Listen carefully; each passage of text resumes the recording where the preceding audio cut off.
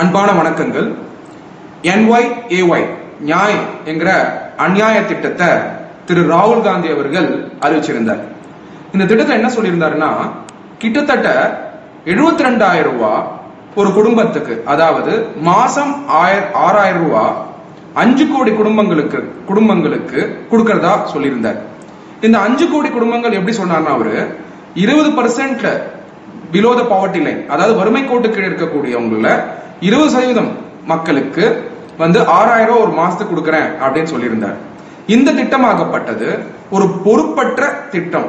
காரணம் என்னன்னா, இந்த திட்டமாகப்பட்டது ஃபர்ஸ்ட் இம்ப்ளிமெண்டே பண்ண முடியாது. ரெண்டாவது என்னன்னா, இந்த திட்டத்தை சப்போர்ட் பண்ணக்கூடிய எக்கானமிஸ்ட் யாருன்னு பாத்தீங்கன்னா திரு தாமஸ் பிக்கெட்டி அவர்கள். தாமஸ் பிக்கெட்டி யாருன்னு பாத்தீங்கன்னா ஒரு மாடர்ன் டே கார்ல் மார்க்ஸ் அவரு. ஏன்னா அவர் எழுதியிருக்க புஸ்தகம் கேபிட்டல் அண்ட் தி 21st செஞ்சுரிங்கிற ஒரு புஸ்தகமாகப்பட்டது கார்ல் மார்க்ஸ் தியரியை பேஸ் பண்ணி எழுதியிருக்க புஸ்தகமா சொல்லப்படுது. அவர் இந்த ஸ்கீமை சப்போர்ட் பண்றார். ராகுல் காந்தி அவர்கள் அவர்கிட்ட கன்சல்ட் பண்றதா எழுதிட்டு இருக்காங்க.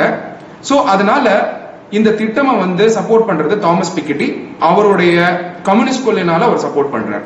அது மட்டும் இல்லாம இந்த திட்டத்துடைய advisor Abhijit Banerjee, Harvard graduate, MIT college, அதாவது மான்செஸ்டர் இன்ஸ்டிடியூட் ஆஃப் டெக்னாலஜில இருக்கக்கூடிய எக்கனாமிக்ஸ் டிபார்ட்மெண்ட்ல ப்ரொஃபஸரா இருக்கவர். அவர் இந்த திட்டத்துக்கு திரு ராகுல் காந்தி அவர்களுக்கு அட்வைசரா இருக்கவர். அவர் என்ன சொல்லியிருக்காருன்னா, இந்த திட்டத்தை கொண்டு வரலாம், ஆனா இந்த திட்டத்தை கொண்டு வரும் பொழுது விலைவாசி உயர்வும் மற்ற திட்டத்தில் இருக்கக்கூடிய பயன்களும் சாமானிய மனிதர்கள் போகாம ஆயிடும் அப்படிங்கிறத சொல்லியிருக்காரு.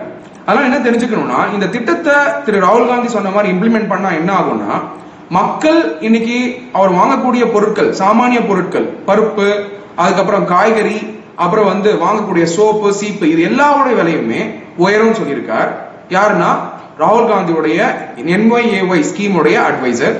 அதை தாண்டி இது பொருளாதார பிரச்சனைகளையும் வருங்கிறத நிறைய எக்ஸ்பர்ட்ஸ் சொல்லிக்கிட்டு இருக்காங்க. அதனால இந்த திட்டமாகப்பட்டது இம்ப்ளிமெண்ட் பண்ணா ஒரு பயங்கர பிரச்சனைய இந்த நாட்டுல நேர்காண வேண்டி இருக்கும் அப்படிங்கறத நம்ம மறந்துடக்கூடாது. அது மட்டும் இல்லாம இந்த திட்டத்தை கொண்டு வரேன்னு சொல்றாரு. எத்தனை வருஷத்துல கொண்டு வருவார், எப்படி இம்ப்ளிமெண்ட் பண்ணுவாரு, இதற்கான பணம் எங்கிருந்து வரும்ன்றத அவர் சொல்லவே இல்லை. இந்த திட்டத்தை இம்ப்ளிமெண்ட் பண்ணா கிட்டத்தட்ட 3,60,000 கோடிகள் தேவை. 3,60,000 கோடிகள் தேவை. இந்த பணம் எங்கிருந்து வரும்? அப்போ நடுத்தர குடும்பங்களை டாக்ஸ் பண்ணி அவங்கள கஷ்டத்துல போட்டு, அவங்க கஷ்டத்துல போட்டு அதுக்கப்புறம் ஏழைகளையும் கஷ்டத்துல போட்டு, ஏழைகள் எப்படி கஷ்டத்துல போட போறாங்கன்னா, இந்த திட்டத்தை இம்ப்ளிமெண்ட் பண்ண உடனே விலைவாசி ஏறும், மற்ற ஸ்கீம்ஸ் கட் பண்ணிடுவாங்க, அதனால ஏழைகளும் அஃபெக்ட் ஆவாங்க. அப்படிங்கிற பட்சத்துல இந்த திட்டமாகப்பட்டது மிகப்பெரிய பொருளாதார பாதிப்பை இந்த நாட்டில் உருவாக்குறதுக்கான திட்டம். சரி, இந்த திட்டத்தை உலகத்துல எங்கேயாவது இம்ப்ளிமெண்ட் பண்ணிருக்காங்களான்னு பாத்தீங்கன்னா, வெனிசுலால பாத்தீங்கன்னா இது இம்ப்ளிமெண்ட் பண்ணதுனால அங்க விலைவாசி ஏறி, அதனால பாத்தீங்கன்னா நிறைய மக்கள் பாதிப்பு அடைஞ்சிருக்காங்க. பாத்தீங்கன்னா அங்க பாலோட விலை, சாமானிய மனிதர்கள் பயன்படுத்தக்கூடிய பொருட்களோட விலை இந்த மாதிரி திட்டத்தை இம்ப்ளிமெண்ட் பண்ணதுக்கு அப்புறம் 80,000% விலைவாசி உயர்வு ஏற்பட்டிருக்கு. 80,000% விலைவாசி உயர்வு ஏற்பட்டால் என்ன ஆகும் நீங்க யோசிச்சு பாருங்க. அது விலைவாசி ஏறினதுனால 30 லட்சம் குடும்பங்கள் அந்த நாட்டை விட்டே போயிட்டாங்க.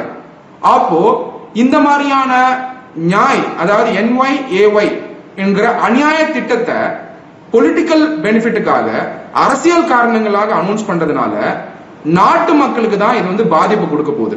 வாக்களிப்பது நம்மளோட ஜனநாயக உரிமை, கடமையும் கூட. So save the date, April 18. இது போல மேலும் பல தகவல்களுக்கு தினமலர் யூடியூப் சேனலை சப்ஸ்கிரைப் பண்ணுங்க. பக்கத்துல ஒரு பெல் பட்டன் இருக்கும், அதையும் கிளிங் அப்படின்னு அழுத்திட்டு Facebook, Twitter, Instagramல எங்களை ஃபாலோ பண்ணுங்க.